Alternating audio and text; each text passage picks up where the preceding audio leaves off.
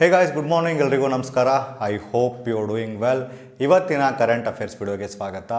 ಕಳೆದ 18 current affairs ವಿಡಿಯೋದಲ್ಲಿ ನೀವೇನೇನು input ಕೊಟ್ಟಿದ್ರಿ, ಏನೇನು ಬದಲಾವಣೆ ಮಾಡ್ಕೋಬೇಕು ಅಂತ ಹೇಳಿದ್ರಿ, ಅದೆಲ್ಲವನ್ನು ಕೂಡ ಚೇಂಜ್ ಮಾಡಿ ಮತ್ತೆ ನಿಮ್ಮ ಮುಂದೆ ಕರೆಂಟ್ ಅಫೇರ್ಸ್ ತಂದಿದ್ದೀನಿ. ಸೊ ಮೇಜರಾಗಿ ನಾವೆಷ್ಟೇ ಚೆನ್ನಾಗಿ ಸ್ಲೈಡ್ ಮಾಡಿದ್ರೂ ಕೂಡ ಆ ಸ್ಲೈಡ್ ನಿಮಗೆ ಕ್ವಾಲಿಟಿಯಾಗಿ ಕಾಣಿಸ್ತೇ ಹೋದರೆ ನಾನು ಪಟ್ಟಿರೋ ಎಫರ್ಟು ವೇಸ್ಟ್ ಆಗುತ್ತೆ, ನಿಮಗೂ ಕರೆಕ್ಟಾಗಿ ಗೊತ್ತಾಗಲ್ಲ. ಜೊತೆಗೆ ಬೋರ್ಡಲ್ಲಿ ಕ್ಲಾಸ್ ಮಾಡಬೇಕಾದ್ರೆ ಸರ್ ಆ ಕಡೆ ಈ ಕಡೆ ಓಡಾಡಬೇಕಾದ್ರೆ ನಮಗೆ ಬರ್ಕೊಳ್ಳೋಕೆ ಪ್ರಾಬ್ಲಮ್ ಆಗ್ತದೆ ಅಂತೀರಿ, ಸೈಡಿಗೆ ಬನ್ನಿ ಅಂತೀರಿ. ಕರೆಕ್ಟಾಗಿ ಸೈಡಲ್ಲಿ ಕೂತಿದ್ದೀನಿ. ಇನ್ನೆಲ್ಲ ವಿಡಿಯೋ ಕೂಡ ಇದೇ ರೀತಿ ಆರಾಮಾಗಿ ಮಾಡೋಣ. ಕಂಪ್ಲೀಟಾಗಿ ಕ್ಯಾಮ್ರಾ ಚೇಂಜ್ ಆಗಿದೆ, ಲೈಟ್ ಸೆಟಪ್ ಚೇಂಜ್ ಆಗಿದೆ, ಗ್ರೀನ್ ಸ್ಕ್ರೀನ್ ಬಂದಿದೆ. ಗ್ರೀನ್ ಸ್ಕ್ರೀನ್ ಅಂದರೆ ಸುಮ್ಮನೆ ಗ್ರೀನ್ ಸ್ಕ್ರೀನ್ ಹಾಕಿ ಇಲ್ಲೆಲ್ಲ ಗ್ರೀನ್ ಬರುತ್ತಲ್ಲ, ಆ ಕ್ವಾಲಿಟಿ ನನಗೆ ಇಷ್ಟ ಇಲ್ಲ. ಕ್ವಾಲಿಟಿ ಕೊಟ್ಟರೆ ನಿಮಗೂ ಕೂಡ ನೋಡೋಕ್ಕೆ ಖುಷಿ ಆಗಬೇಕು. ಜೊತೆಗೆ ಕಂಟೆಂಟ್ ಅಂತ ಬಂದಾಗ ನೀವು ರಾಜ್ಯ ಸರ್ಕಾರದ ವಿಷಯಗಳನ್ನು ಆ್ಯಡ್ ಮಾಡಿ ಅಂತ ಹೇಳಿದ್ರಿ. ನೆಕ್ಸ್ಟ್ ನಾಳೆ ವಿಡಿಯೋದಿಂದ ಪ್ರಜಾವಾಣಿ ಮತ್ತು ವಿಜಯ ಕರ್ನಾಟಕ ಎರಡರಲ್ಲೂ ಇರುವಂತಹ ಮೇಜರ್ ರಾಜ್ಯ ಸರ್ಕಾರದ ಟಾಪಿಕನ್ನು ಕೂಡ ಆ್ಯಡ್ ಮಾಡ್ಕೋತೀನಿ. ಜೊತೆಗೆ ಪ್ರತಿಯೊಂದು ಕರೆಂಟ್ ಅಫೇರ್ಸಲ್ಲಿ ಎಲ್ಲಿ ಸಾಧ್ಯ ಅಲ್ಲಿ ಸ್ಟ್ಯಾಟಿಕ್ GK, ಜನರಲ್ ಸ್ಟಡೀಸ್ ಇಷ್ಟನ್ನು ಕೂಡ ಆ್ಯಡ್ ಮಾಡುವಂಥ ಪ್ರಯತ್ನವನ್ನು ಮಾಡ್ತಾಯಿದ್ದೀವಿ. ನಮಗೇನು ಇಷ್ಟ ಅದನ್ನು ಮಾಡೋದಕ್ಕಿಂತ ನೀವೇನು ಎಕ್ಸ್ಪೆಕ್ಟ್ ಮಾಡ್ತೀರಾ, ನಿಮಗೇನು ಬೇಕು ಅದನ್ನು ಕೇಳ್ಕೊಂಡು ಮಾಡಿದ್ರೆ ನಿಮಗೂ ಕೂಡ ಅಂದರೆ ವಿಡಿಯೋ ನೋಡೋಕೆ ಕೂಡ ನಿಮಗೆ ಖುಷಿ ಆಗುತ್ತೆ. ಜೊತೆಗೆ ನೀವು ಇವಾಗ ಸ್ಟಾರ್ಟಿಂಗ್ ಏನು ನೋಡ್ತೀರಾ ವಿಡಿಯೋಸ್ನ, ನೋಟಿಫಿಕೇಷನ್ಗಿಂತ ಮುಂಚೆ ನೀವೇ ಕೊನೆ ತನಕ ಉಳ್ಕೊಳ್ಳೋದು, ಅದು ನನಗೆ ಗೊತ್ತು. ಸೊ ನಿಮ್ಮ ಇನ್ಪುಟ್ ನಮಗೆ ಬೇಕಾಗಿರುತ್ತೆ. ನಮ್ಮಲ್ಲಿ ಏನೇ ಬದಲಾವಣೆ ಆಗಬೇಕಂದ್ರೂ ಕೂಡ ನನ್ನ ಮೇಲಿದೆ, ಕಮೆಂಟ್ ಸೆಕ್ಷನ್ ಮತ್ತು ಇನ್ಸ್ಟಾಗ್ರಾಮ್ ಕೂಡ ಇದೆ, ಅಲ್ಲಿ ಬೇಕಾದ್ರೂ ಮಾಡಿ. ಅಥವಾ ನಿಮಗೆ ತಕ್ಷಣ ಆನ್ಸರ್ ಬೇಕು ಅಂದರೆ ನನ್ನ Gmail ಕೂಡ ಇದೆ, ಅಲ್ಲಿಗೆ ನಿಮ್ಮ ಒಪಿನಿಯನ್ ತಿಳಿಸಿದ್ರೆ ಬದಲಾವಣೆ ಮಾಡ್ಕೋತೀನಿ. ಓಕೆನಾ? ಇನ್ಮೇಲೆ ಆರಾಮಾಗಿ ಕ್ವಾಲಿಟಿಯಾಗಿ, ನನಗೊಂದು ಗಿಲ್ಟ್ ಇದ್ದೇ ಇರುತ್ತೆ, ನನಗೆ ಕ್ವಾಲಿಟಿ ಅನ್ನಿಸ್ತೇ ಹೋದರೆ ಎಡಿಟಿಂಗ್ ಮಾಡಬೇಕಾದ್ರೂ ಕೂಡ ನನಗೆ ಬೇಜಾರಾಗ್ತಿರುತ್ತೆ. ಸೊ ಸ್ಟಾರ್ಟ್ ಮಾಡೋಣ ಇವತ್ತಿನ ಕರೆಂಟ್ ಅಫೇರ್ಸ್. 12 ಮತ್ತು 13 ಆ 11, 12 ನಾನು ನಿಮಗೆ ಕೊಡ್ತೀನಿ, ಮಿಕ್ಸ್ ಮಾಡಿಕೊಡ್ತೀನಿ ಕಂಟೆಂಟ್ನ. ಇವತ್ತು 19ನೇ ವೀಡಿಯೋ. ನಾನಿಲ್ಲಿ ಏನು ಬರೆದ್ರೂ ಕೂಡ ನಿಮಗೆ ಅಲ್ಲಿ ಕ್ಲೀನಾಗಿ ಕಾಣುತ್ತೆ, ನೋಟ್ ಮಾಡ್ಕೋಬೋದು, ಸ್ಕ್ರೀನ್ಶಾಟ್ ತೊಗೋಬೋದು. ನಿಮಗೆ ಹಿಂದಿನ ವೀಡಿಯೋಸ್ ಬೇಕು ಅಂದರೆ ಡಿಸ್ಕ್ರಿಪ್ಷನ್ ಬಾಕ್ಸಲ್ಲಿ ಪ್ಲೇಲಿಸ್ಟ್ ಹಾಕಿದ್ದೀನಿ, ಚೆಕ್ ಮಾಡ್ಕೋಬೋದು. ಇವತ್ತಿನ ವಿಡಿಯೋ ಸ್ಟಾರ್ಟ್ ಮಾಡೋಣ. ಮೊದಲನೇ ವಿಡಿಯೋ ನೋಡಿ, ಮೊದಲನೇ ಸ್ಲೈಡ್. ಭಾರತದ ಮೊದಲ ಹವಾಮಾನ ಬದಲಾವಣೆ ಕೇಂದ್ರ. ನಮ್ಮ ಭಾರತದ ಮೊದಲ ಹವಾಮಾನ ಬದಲಾವಣೆ ಕೇಂದ್ರ ಎಲ್ಲಾಗಿದೆ, ಜೊತೆಗೆ ಅದರ ಕೆಲಸ ಏನು, ಅದರ ಇಂಪಾರ್ಟೆನ್ಸ್ ಏನು ತಿಳ್ಕೊಳ್ಳೋಣ. ಭಾರತವು ಜಮ್ಮು ಕಾಶ್ಮೀರದ ನಾಥಾ ಟೋಪ್ನಲ್ಲಿ, ನೋಡ್ಕೊಳ್ಳಿ, ನಾಥಾ ಟೋಪ್ನಲ್ಲಿ ಹಿಮಾಲಯನ್ ಹೈ ಆಲ್ಟಿಟ್ಯೂಡ್ ಅಟ್ಮಾಸ್ಫಿಯರಿಕ್ ಮತ್ತು ಹವಾಮಾನ ಸಂಶೋಧನಾ ಕೇಂದ್ರವನ್ನು ಉದ್ಘಾಟನೆ ಮಾಡಿದೆ. ಹಾಗಾದರೆ ನಮ್ಮ ಭಾರತದ ಮೊದಲ ಹವಾಮಾನ ಬದಲಾವಣೆ ಕೇಂದ್ರ ಎಲ್ಲಿದೆ ಅಂದರೆ ಜಮ್ಮು ಮತ್ತು ಕಾಶ್ಮೀರದ ನಾಥಾ ಟೋಪ್ನಲ್ಲಿದೆ.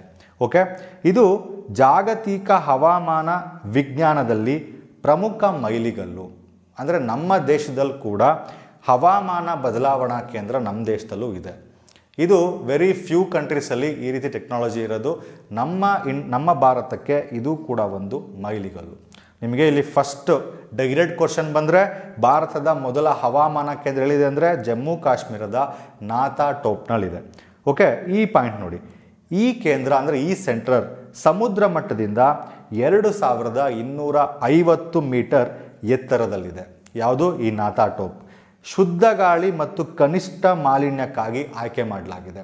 ಈ ಹವಾಮಾನ ಬದಲಾವಣೆ ಕೇಂದ್ರವನ್ನು ಎಲ್ಲಿ ಸ್ಥಾಪನೆ ಮಾಡಬೇಕು ಅಂತ ಬಂದಾಗ ಅವ್ರು ನೋಡೋದು ಶುದ್ಧವಾದ ಗಾಳಿ ಇರಬೇಕು, ಕನಿಷ್ಠ ಮಾಲಿನ್ಯ ಇರಬೇಕು. ಜಾಸ್ತಿ ಪೊಲ್ಯೂಷನ್ ಇದ್ದರೆ ಅಲ್ಲಿ ನಿಮಗೆ ಹವಾಮಾನ ಬದಲಾವಣಾ ಸೆಂಟರ್ ಮಾಡಿ ಕೂಡ ಯೂಸ್ ಇಲ್ಲ.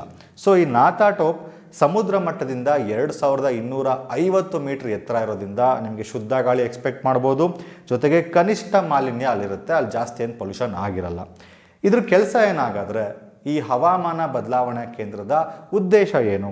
ಈ ಕೇಂದ್ರ ಮೋಡಗಳ ರಚನೆ, ಏರೋಸಾಲ್ ಸಂವಹನ ಮತ್ತು ಹವಾಮಾನ ಮಾದರಿಗಳ ಕುರಿತು ಅತ್ಯಾಧುನಿಕ ಅಧ್ಯಯನಗಳನ್ನು ಮಾಡುತ್ತೆ. ನಮ್ಮ ದೇಶಕ್ಕೆ ಬೇಕಾಗಿರುವ ಇದು ಮೇಜರಾಗಿ ನಮಗೆ ಇಲ್ಲಿ ಅತಿ ಹೆಚ್ಚು ಚಳಿ ಇರುವ ಸ್ಥಳಗಳು ಅಥವಾ ಮಳೆ ಬರುವ ಸ್ಥಳಗಳು ಅಥವಾ ಕೃಷಿ ಉದ್ದೇಶಕ್ಕೆ ಯಾವ ಟೈಮಲ್ಲಿ ಏನು ಕೃಷಿನ ಮಾಡಬೇಕು, ಈ ರೀತಿ ಹವಾಮಾನದ ಬಗ್ಗೆ ಅತ್ಯಾಧುನಿಕ ಟೆಕ್ನಾಲಜಿಗಳ ಬಳಸಿ ಅತ್ಯಾಧುನಿಕ ರಿಸರ್ಚನ್ನು ಮಾಡೋದಕ್ಕೆ ಈ ಕೇಂದ್ರ ಯೂಸ್ ಆಗಿದೆ. ಮೋಡಗಳ ರಚನೆ, ಏರೋಸಾಲ್ ಸಂವಹನ ಮತ್ತು ಹವಾಮಾನದ ಮಾದರಿಗಳ ಕುರಿತು ಅತ್ಯಾಧುನಿಕ ಅಧ್ಯಯನಗಳಿಗೆ ಈ ಸೆಂಟರ್ ಯೂಸ್ ಆಗುತ್ತೆ. ಓಕೆ, ಡೈರೆಕ್ಟ್ ಪ್ರಶ್ನೆ. ಭಾರತದ ಮೊದಲ ಹವಾಮಾನ ಬದಲಾವಣಾ ಕೇಂದ್ರ ಎಲ್ಲಿದೆ ಅಂದರೆ ನಾಥಾ ಟೋಪ್ ಜಮ್ಮು ಕಾಶ್ಮೀರದಲ್ಲಿದೆ. ಇನ್ನೊಂದು ಪಾಯಿಂಟ್ ನೋಡಿ, ಇಲ್ಲಿ ನಮಗೆ ಈ ಜಮ್ಮು ಕಾಶ್ಮೀರ ಹಿಮಾಲಯನ್ ರೀಜನ್ಸ್ ಅಂದಾಗ ಈ ಹಿಮಾಲಯಗೆ ರೀಜನ್ಗೆ ಒಕ್ಕೊಂಡಿರುವಂತಹ ರಾಜ್ಯಗಳು ಯಾವುವು? ಈ KPSC ಮತ್ತು UPSCಗಳಲ್ಲಿ ಹಿಮಾಲಯದ ಮೇಲೆ ನಾವು ಅವಾಗವಾಗ ಪ್ರಶ್ನೆಗಳನ್ನು ನೋಡ್ತಿದ್ದೀವಿ. ಬೀಯಿಂಗ್ ನಾವು FDA, SDA, PSI, PC ಓದ್ತಿದ್ರು ಕೂಡ ಕೆಲವೊಂದು ಮ್ಯಾಪ್ಗಳ ಬಗ್ಗೆ ನಮಗೆ ಕನಿಷ್ಠ ಜ್ಞಾನ ಇರಬೇಕು. ಈಗ ಜಸ್ಟ್ ನೋಡಿ, ಹಿಮಾಲಯದ ಬಾರ್ಡ್ರಲ್ಲಿ ಬರುವಂತಹ ರಾಜ್ಯಗಳು ಯಾವುದು ತಟ್ಟಂತ ಹೇಳೋಕ್ಕಾಗೋದಿಲ್ಲ. ಇದೊಂದು ಮ್ಯಾಪ್ ಇದೆ ನೋಡಿ, ನಿಮಗೊಂದು ನಾಲೆಡ್ಜ್ ಸಿಗುತ್ತೆ. ಇದನ್ನು ಹಿಮಾಲಯನ್ ರೀಜನಲ್ ಸ್ಟೇಟ್ಸ್ ಅಂತ ಕರೀತಾರೆ. ಅಂದರೆ ಹಿಮಾಲಯದ ಹತ್ತಿರ ಇರುವಂಥ ಸ್ಟೇಟ್ಸು. ಮೊದಲನೇದು ಜಮ್ಮು ಕಾಶ್ಮೀರ, ಎರಡನೇದು ಹಿಮಾಚಲ್ ಪ್ರದೇಶ, ಮೂರನೇದು ಉತ್ತರಾಖಂಡ್, ನಾಲ್ಕನೇದು ನೋಡಿ ಇಲ್ಲಿ ಸಿಕ್ಕಿಂ ಇಲ್ಲಿದೆ. ನೇಪಾಳ ಕನ್ಸಿಡರ್ ಆಗಲ್ಲ. ನಾಲ್ಕನೇದು ಸಿಕ್ಕಿಂ ಇಲ್ಲಿದೆ. ಐದನೇದು ಅರುಣಾಚಲ ಪ್ರದೇಶ, ಆರನೇದು ನಾಗಾಲ್ಯಾಂಡ್, 7 ಮಣಿಪುರ, 8 ಮಿಜೋರಂ, 9 ತ್ರಿಪುರ, 10 ಮೇಘಾಲಯ, ಇಲ್ಲಿ ಅಸ್ಸಾಂ ಇದೆ, ಇಲ್ಲಿ ವೆಸ್ಟ್ ಬೆಂಗಾಳ ಇದೆ. ಓಕೆನಾ? ಮಿನಿಮಮ್ ಈಗ ನಮಗೆ ಹಿಮಾಲಯ ತಪ್ಪಲು ಅಂದರೆ ಅಲ್ಲಿ ಬರುವಂತಹ ರಾಜ್ಯಗಳು ಯಾವುದು, ಅಥವಾ 7 ಸಿಸ್ಟರ್ಸ್ ಅಂತ ಇಲ್ಲೇನು ಕರಿತೀವಿ, ಇಷ್ಟರ ಮೇಲೆ ನಮಗೆ ಕನಿಷ್ಠ ಮಾಹಿತಿ ಇರಬೇಕು. ಸೊ ಯಾವ್ಯಾವ ರಾಜ್ಯಗಳು ಎಲ್ಲೆಲ್ಲಿ ಬರುತ್ತೆ ಅಂತ ನೋಡಿ. ಇಲ್ಲಿ ಇನ್ನೊಮ್ಮೆ ನೋಡಿ, ಇಲ್ಲಿ ಈ 7 ಸಿಸ್ಟರ್ ಅಂತ ಅಂದ್ವಲ್ಲ, ಮಣಿಪುರ ಇಲ್ಲಿ ಬರುತ್ತೆ, ನಾಗಾಲ್ಯಾಂಡ್ ಇಲ್ಲಿ ಬರುತ್ತೆ, ಮಿಜೋರಂ ಇಲ್ಲಿ, ತ್ರಿಪುರ ಇಲ್ಲಿ ಬರುತ್ತೆ, 10ನೇದು ಯಾವುದು ಮೇಘಾಲಯ, ಅಸ್ಸಾಂ, ವೆಸ್ಟ್ ಬೆಂಗಾಲ್, 5ನೇದು ಅರುಣಾಚಲ ಪ್ರದೇಶ. ಸೊ ಈ 7 ಸಿಸ್ಟರ್ಸ್ ಬಗ್ಗೆ ಕನಿಷ್ಠ ಮಾಹಿತಿ ಇರಬೇಕು. ಜೊತೆಗೆ ಇಲ್ಲಿ ಬರುವಂತಹ ಜಮ್ಮು ಕಾಶ್ಮೀರ, 2ನೇದು ಹಿಮಾಚಲ್ ಪ್ರದೇಶ, 3ನೇದು ಉತ್ತರಾಖಂಡ್. ಸೊ ಇದನ್ನು ಏನಕ್ಕೆ ನಾವು ಡಿಸ್ಕಸ್ ಮಾಡಿದ್ವಿ ಅಂದರೆ, ಇಲ್ಲಿ ಅಂದರೆ ಈ ರೀಜನಲ್ಲಿ ಭಾರತದ ಮೊದಲ ಹವಾಮಾನ ಬದಲಾವಣೆ ಕೇಂದ್ರ ಜಮ್ಮು ಕಾಶ್ಮೀರದ ನಾಥಾಟೋಪ್ನಲ್ಲಾಗಿದೆ. ಇಷ್ಟೂ ರಾಜ್ಯಗಳು ಕೂಡ ಹಿಮಾಲಯಕ್ಕೆ ಸಂಬಂಧಪಟ್ಟಾಗೆ ಅಥವಾ ಕ್ಲೈಮೇಟಿಗೆ ಸಂಬಂಧಪಟ್ಟಾಗೆ ನಾವು ಡಿಸ್ಕಸ್ ಮಾಡಬೇಕಾದ್ರೆ ಇಷ್ಟೂ ಬರ್ತವೆ, ನಮ್ಮ ಗಣನೆಗೆ ಬರ್ತವೆ. ಇಲ್ಲೊಂದು ಪಾಯಿಂಟ್ ಇದೆ ನೋಡಿ, ಇದು ಹವಾಮಾನ ವಿಜ್ಞಾನದಲ್ಲಿ ಭಾರತದ ನಾಯಕತ್ವವನ್ನು ಹೆಚ್ಚಿಗೆ ಮಾಡುತ್ತೆ. ಅಂದರೆ ನಾವು ಯಾವುದೇ ಹವಾಮಾನಕ್ಕೆ ಸಂಬಂಧಪಟ್ಟಾಗೆ ಸಮ್ಮೇಳನಕ್ಕೆ ಹೋದರೂ ಅಥವಾ ಯಾವುದೇ ಮೀಟಿಂಗ್ ಹೋದರೂ ಕೂಡ ನಮ್ಮ ಹತ್ರ ಕೂಡ ಅತ್ಯಾಧುನಿಕ ರಿಸರ್ಚ್ ಮಾಡಿರುವಂಥ ವರದಿಗಳಿದ್ದಾವೆ. ಎಲ್ಲ ವರದಿ ಸಿಕ್ತು ಅಂದರೆ ನಾವು ಹೇಳ್ಬೋದು ನಮ್ಮದೇ ಆದಂತಹ ಕೇಂದ್ರ ಇದೆ, ನಮ್ಮದೇ ಆದಂತಹ ಹವಾಮಾನ ಬದಲಾವಣೆ ಬಗ್ಗೆ ಡಿಸ್ಕಸ್ ಮಾಡುವಂಥ ರಿಸರ್ಚ್ ಮಾಡುವಂಥ ಕೇಂದ್ರ ಇದೆ ಅಂತ ಅನ್ಬೋದು. ಜೊತೆಗೆ ಭಾರತದ ಲೀಡರ್ಶಿಪ್ಪನ್ನು ಜಾಸ್ತಿ ಮಾಡುತ್ತಿದ್ದು. ನಿವ್ವಳ ಶೂನ್ಯ ಹೊರಸೂಸುವಿಕೆ 2070 ವೇಳೆಗೆ ತುಂಬ ರಾಷ್ಟ್ರಗಳು ಶೂನ್ಯ ಹೊರಸೂಸುವಿಕೆ ಕಾರ್ಬನ್ ಡೈಆಕ್ಸೈಡನ್ನು ಕಾರ್ಬನ್ ಮೊನಾಕ್ಸೈಡನ್ನ ಕಂಪ್ಲೀಟಾಗಿ ನಾವು ನಿಲ್ ಮಾಡ್ತೀವಿ, ಅದರ ಹೊರಸೂಸುವಿಕೆಯನ್ನು ನಿಲ್ ಮಾಡ್ತೀವಿ ಅಂತ ಒಂದು ಪ್ರತಿಜ್ಞೆಯನ್ನು ತಗೊಂಡಿದ್ದಾರೆ. ಅದರಲ್ಲಿ ಭಾರತ ಕೂಡ ಒಂದು. ಸೊ ಅದಕ್ಕೆ ಸಂಬಂಧಪಟ್ಟಾಗೆ ವರದಿಗಳನ್ನು ತಗೊಳ್ಳೋದಕ್ಕೆ ಇದು ಕೂಡ ಹೆಲ್ಪ್ ಆಗುತ್ತೆ. ಜಾಗತಿಕ ಹವಾಮಾನ ಗುರಿಗಳನ್ನು ಪೂರೈಸುವ ಪ್ರಯತ್ನಗಳಿಗೆ ಬೆಂಬಲವನ್ನು ನೀಡುತ್ತೆ. ನೆಕ್ಸ್ಟ್ ನೋಡಿ, ನೆಕ್ಸ್ಟ್ ಪಾಯಿಂಟ್ ಮೋಸ್ಟ್ ಇಂಪಾರ್ಟೆಂಟ್. ಇದು ಕೂಡ ಭಾರತ ಮತ್ತು ಬಾಂಗ್ಲಾದೇಶ ನಡುವೆ ಇದ್ದಂತಹ ಟ್ರಾನ್ಸ್ಶಿಪ್ಮೆಂಟ್ ಒಪ್ಪಂದ ಸೌಲಭ್ಯ ರದ್ದಾಗಿದೆ. ಭಾರತ ಮತ್ತು ಬಾಂಗ್ಲಾದೇಶ ನಡುವೆ ಇದ್ದಂತಹ ಟ್ರಾನ್ಸ್ಶಿಪ್ಮೆಂಟ್ ಒಪ್ಪಂದ ರದ್ದಾಗಿದೆ. ಏನಾಗಾದ್ರೆ ಈ ಒಪ್ಪಂದ, ಭಾರತ 2020ರಲ್ಲಿ ಟ್ರಾನ್ಸ್ಶಿಪ್ಮೆಂಟ್ ಸೌಲಭ್ಯವನ್ನು ಬಾಂಗ್ಲಾದೇಶದೊಂದಿಗೆ ರದ್ದುಗೊಳಿಸಿದೆ. ಅಂದರೆ 2020ರಿಂದ ಸ್ಟಾರ್ಟ್ ಮಾಡಿದಂತಹ ಈ ಟ್ರಾನ್ಸ್ಶಿಪ್ಮೆಂಟ್ ಸೌಲಭ್ಯವನ್ನು ಕಂಪ್ಲೀಟಾಗಿ ರದ್ದು ಮಾಡಿದೆ. ಸಾಗಣೆ ಮತ್ತು ಕಾರ್ಯತಂತ್ರದ ಕಾಳಜಿಗಳನ್ನು ಉಲ್ಲೇಖ ಮಾಡಿ, ಅಂದರೆ ಅದನ್ನು ಹೇಳಿ ರದ್ದು ಮಾಡಿದರೆ. ಫಸ್ಟ್ ಆಫ್ ಆಲ್ ನಮಗೆ ಇವಾಗ ಗೊತ್ತಾಗಬೇಕಾಗಿರೋದು ಈ ಟ್ರಾನ್ಸ್ಶಿಪ್ಮೆಂಟ್ ಸೌಲಭ್ಯ ಅಂದರೆ ಏನು ನೋಡಿ. ನೇಪಾಳ, ಭೂತಾನ್ ಮತ್ತು ಮಯನ್ಮಾರ್ನಂತಹ 3ನೇ ದೇಶಗಳಿಗೆ ರಫ್ತು ಸರಕುಗಳನ್ನು ಕಳುಹಿಸಲು ಭಾರತವು ಬಾಂಗ್ಲಾದೇಶಕ್ಕೆ ತನ್ನ ಅಂದರೆ ನಮ್ಮ ಭೂ ಕಸ್ಟಮ್ಸ್ ಕೇಂದ್ರಗಳನ್ನು ಮತ್ತು ಬಂದರುಗಳನ್ನು ಬಳಸೋದಕ್ಕೆ ಅವಕಾಶ ಮಾಡಿಕೊಟ್ಟಿತ್ತು.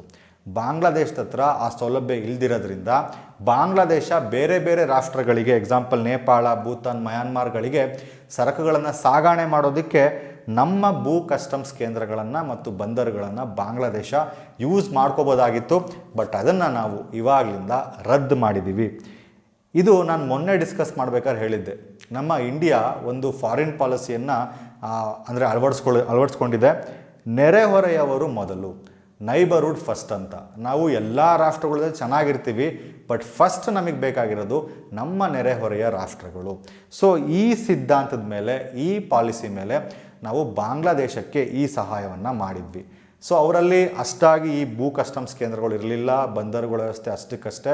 ಸೊ ಅವರು ಬಾಂಗ್ಲಾದೇಶ ಸರಕುಗಳನ್ನು ಬೇರೆ ಕಡೆ ಸಾಗಣೆ ಮಾಡಬೇಕು ಅಂದರೆ ನಮ್ಮ ಭೂ ಕೇಂದ್ರಗಳನ್ನು, ನಮ್ಮ ಬಂದರುಗಳನ್ನು ಬಳಸ್ಕೊಳ್ಳಿ ಅಂತ ಕೊಟ್ವಿ.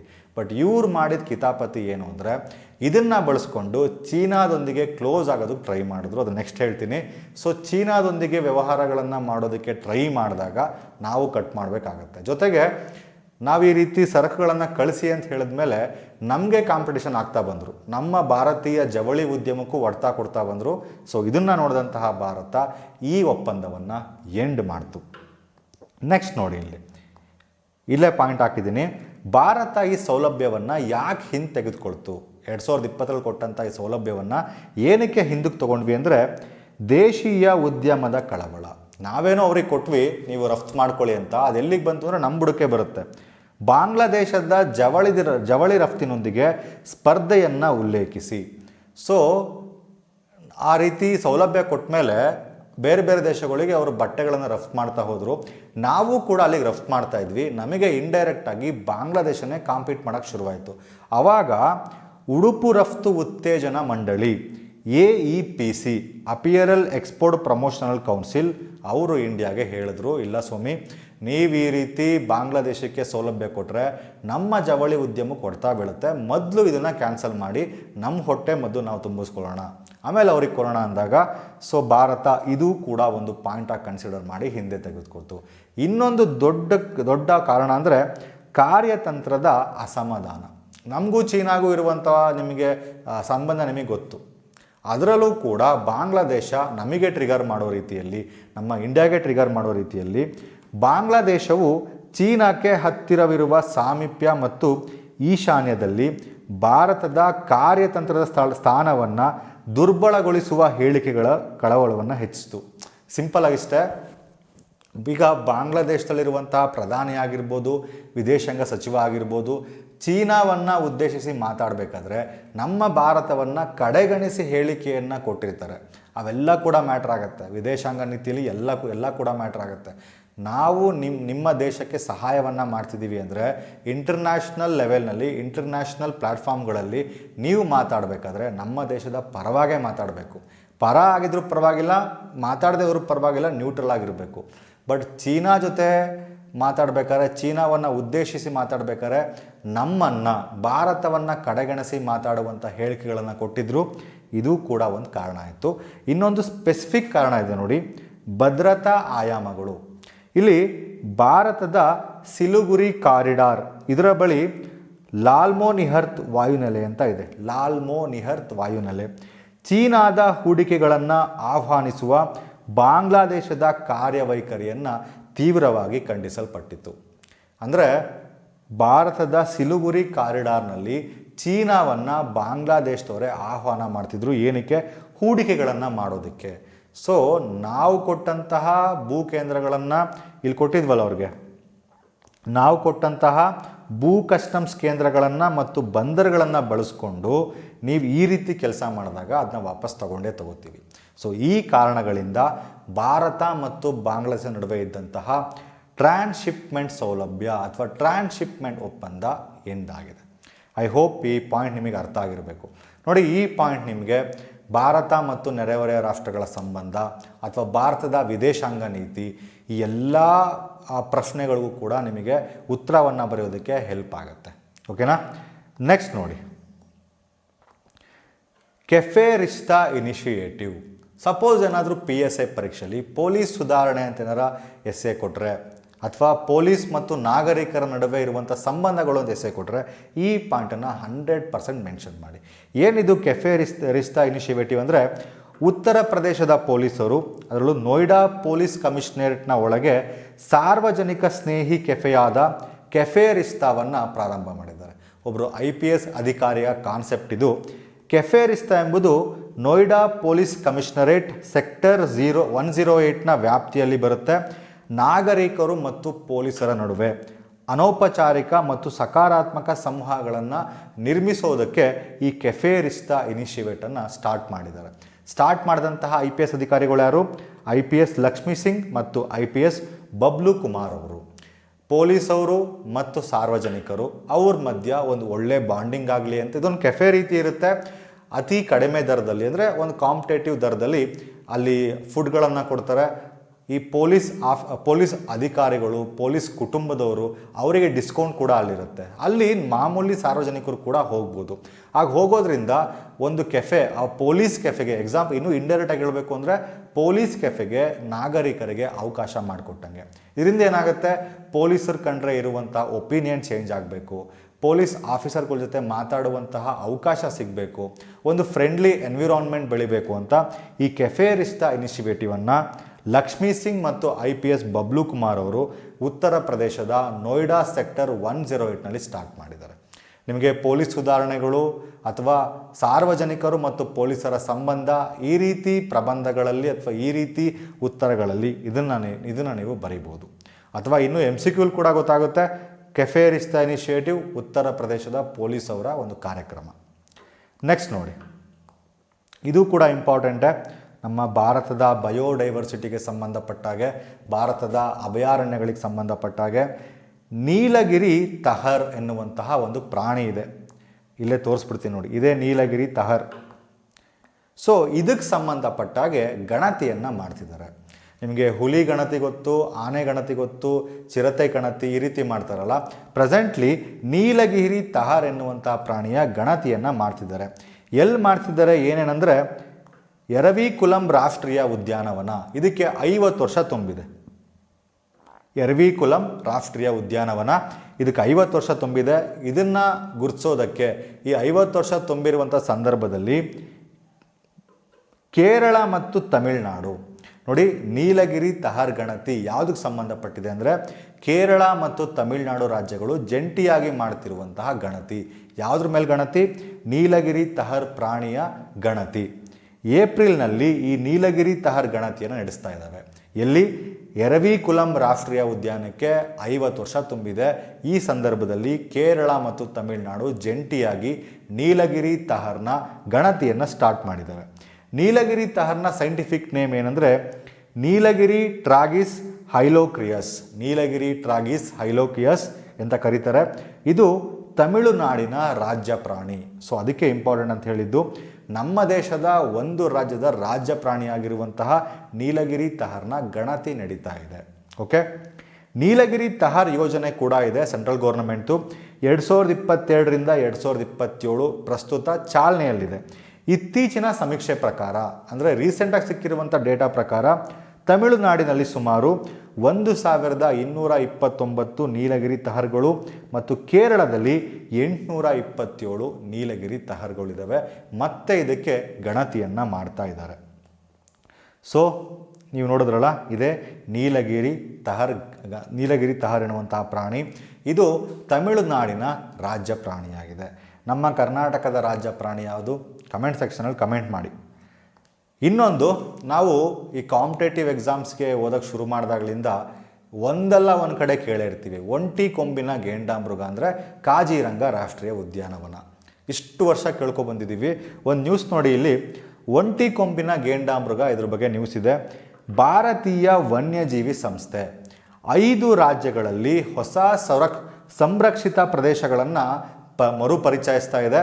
ಏನಕ್ಕೆ ಕಾರಣ ಅಂದರೆ ಅಸ್ಸಾಂನ ಕಾಜಿರಂಗ ಮತ್ತು ಪೋಬಿಟಾರೋದಲ್ಲಿ ಆವಾಸ ಸ್ಥಾನದ ಒತ್ತಡದಿಂದ, ಅಂದರೆ ಆ ಒತ್ತಡವನ್ನು ಕಡಿಮೆ ಮಾಡೋದಕ್ಕೆ ಒಂಟಿ ಕೊಂಬಿನ ಖಡ್ಗಮೃಗಗಳು ಅಥವಾ ಗೆಂಡಾಮೃಗಗಳನ್ನು ಸ್ಥಳಾಂತರಕ್ಕೆ ರಾಷ್ಟ್ರೀಯ ಕ್ರಿಯಾ ಯೋಜನೆಯನ್ನು ರೂಪಿಸ್ತಾ ಇದೆ.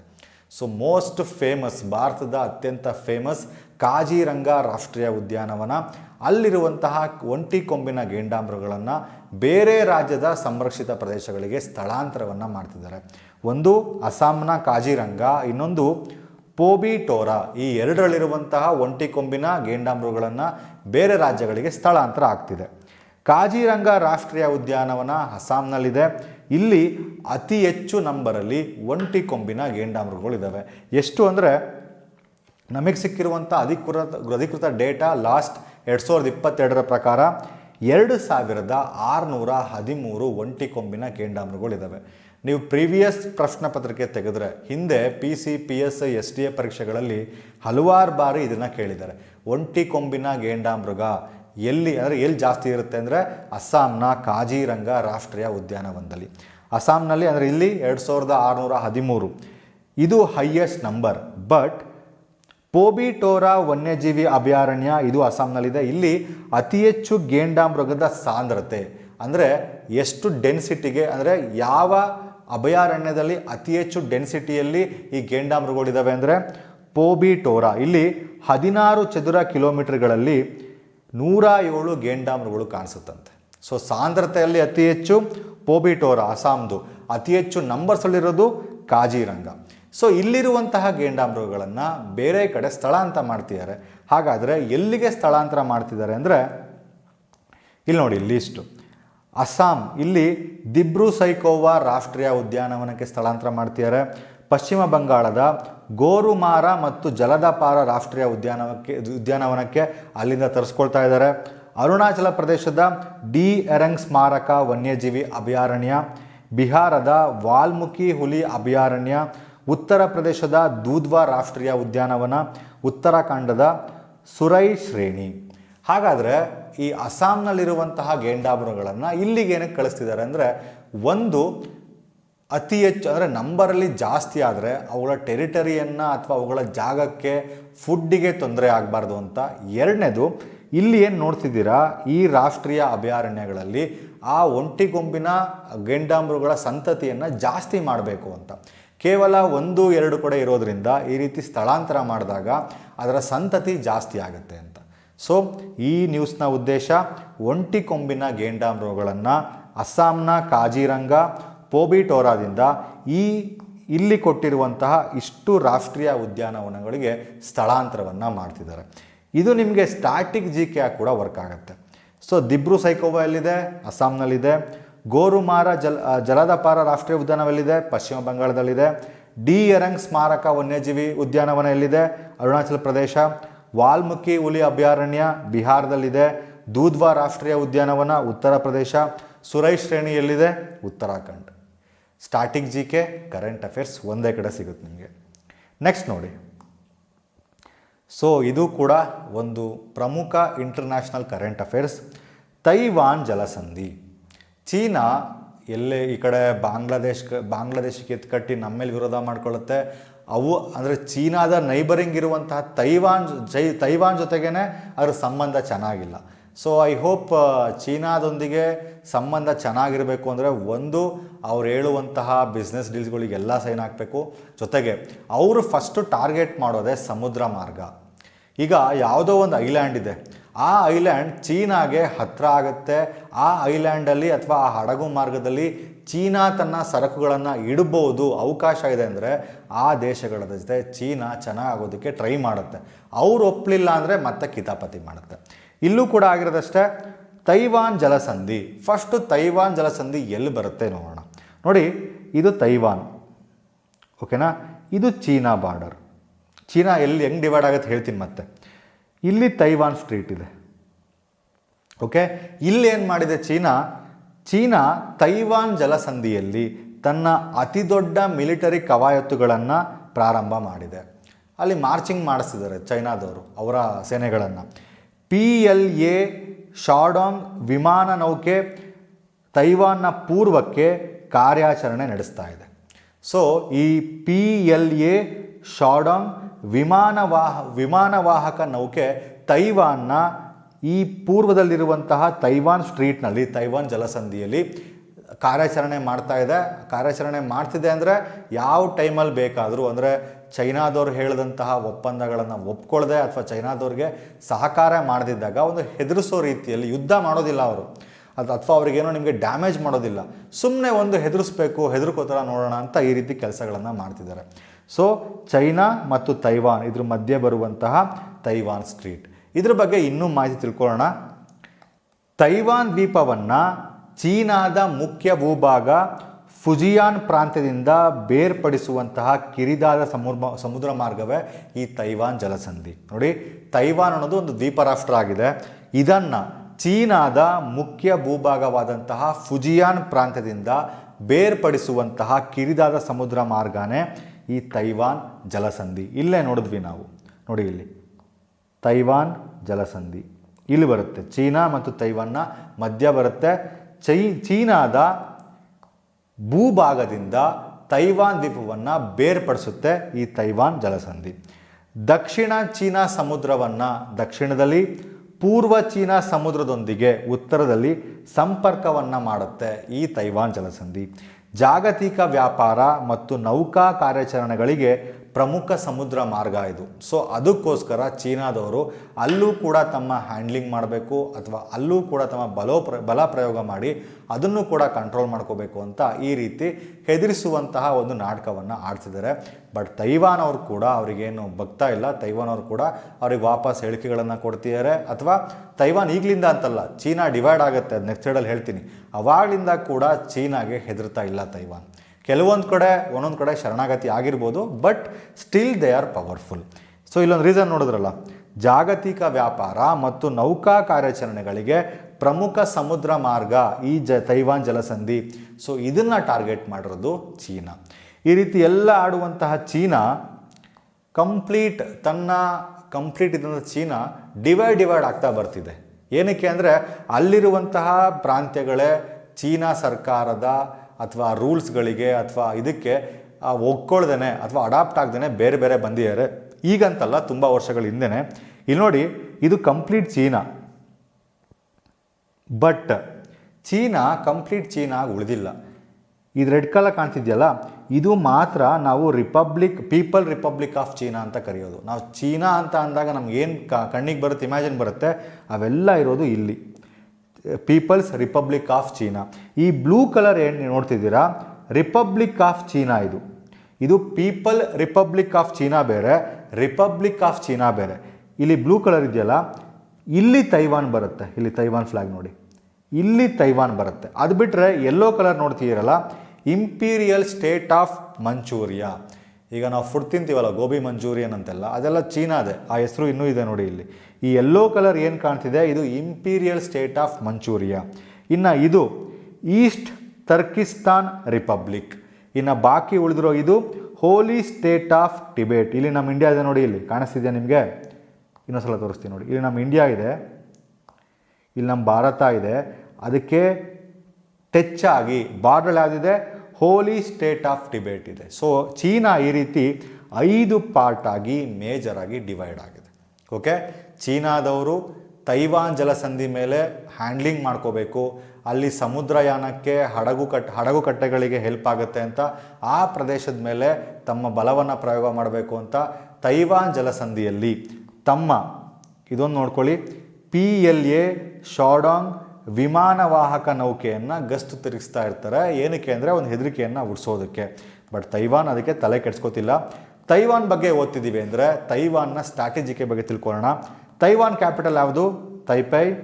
ತೈವಾನ್ನ ಕರೆನ್ಸಿ ತೈವಾನ್ ಡಾಲರ್. ಅಂದರೆ ಒಂದು ತೈವಾನ್ ಡಾಲರ್ಗೆ 2.66 ಇಂಡಿಯನ್ ರುಪೀಸ್ ಸಿಗುತ್ತೆ.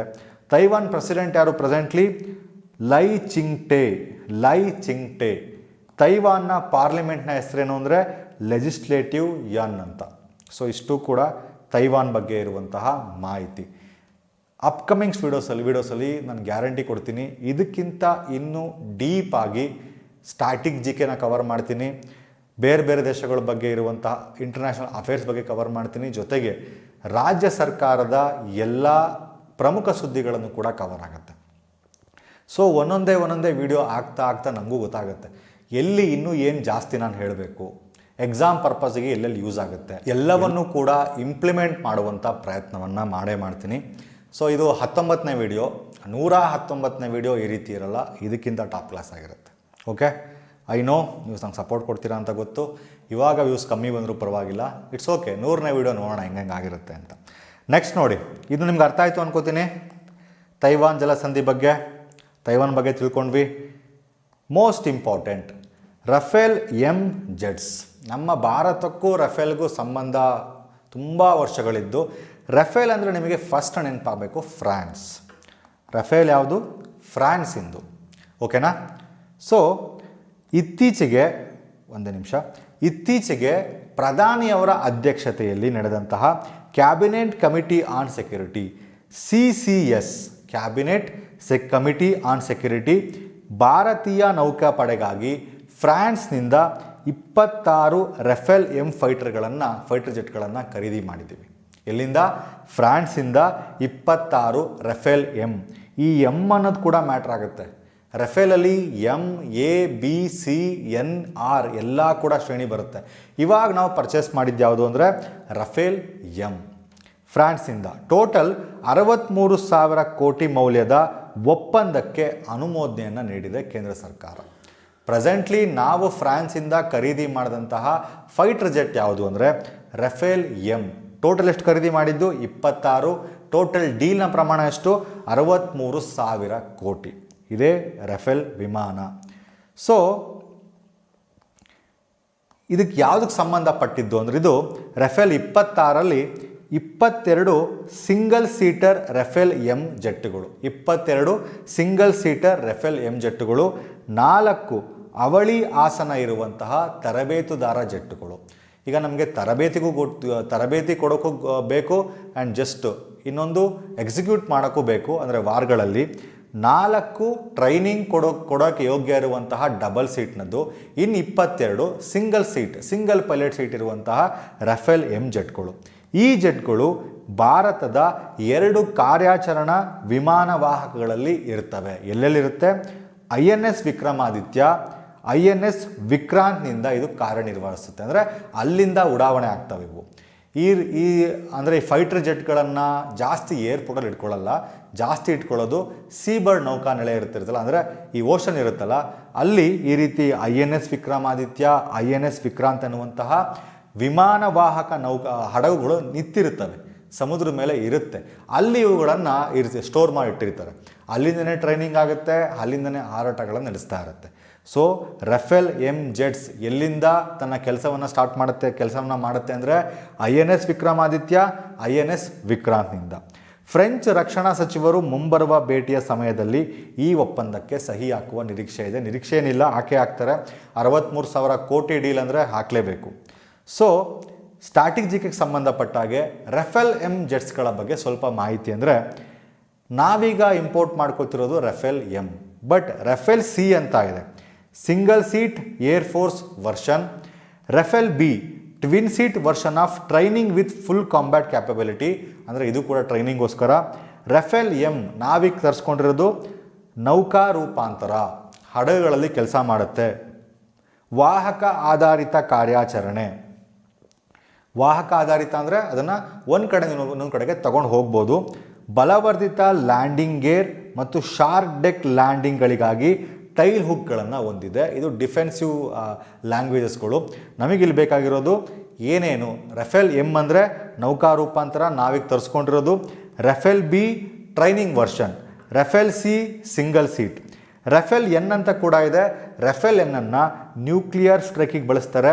ರಫೇಲ್ ಆರನ್ನು ಸಂಶೋಧನೆ ಮತ್ತು ಅಭಿವೃದ್ಧಿ, ರಿಸರ್ಚ್ ಆ್ಯಂಡ್ ಡೆವಲಪ್ಮೆಂಟಿಗೆ ಬಳಸ್ತಾರೆ. ಸೊ CBMNR ಇಷ್ಟು ರೀತಿಯ ರಫೇಲ್ ಇದೆ. ನಾವು ತರಿಸ್ತಾ ಇರೋದು ರಫೇಲ್ ಎಂ.